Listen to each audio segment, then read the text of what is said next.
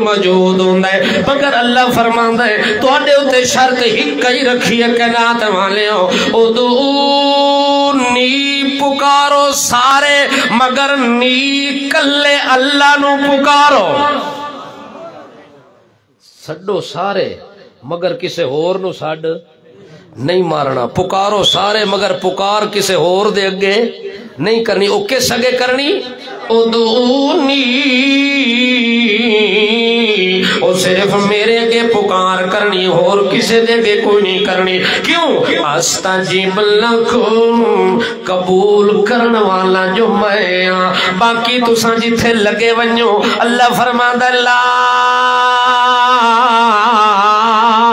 یستجیبون لہم بشیء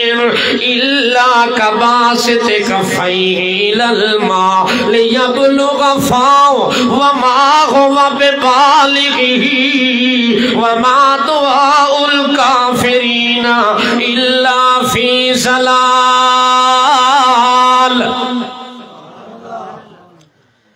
کیوں اللہ دے کہ صرف میں نو پکاریا کرو، ساڑھے سارے مارو مگر ایک اللہ نو مارو، اور کسے نو مارن دی اجازت نہیں، اور کسے دے کے دامن پھیلاون دی اجازت نہیں، ایک اللہ نو ساڑھے مارن دی وجہ کیا ہے؟ اللہ فرماندا ہے استجیب لکم، میں تساں ساریاں دیاں دعاواں قبول کرن دی طاقت رکھدا، میں تساں ساریاں دیاں بولیاں بھی جاندا، میں تساں ساریاں دیاں زباناں بھی جاندا، میں سارے معاملات تو واقف ہاں، اس وقت اللہ فرماندا ہے تساں زور نال سڈو تاں وی مینوں پتہ ہے، تساں آہستہ سارے مارو تاں وی مینوں پتہ ہے، فَإِنَّهُ يَعْلَمُ السِّرَّ وَأَخْفَى،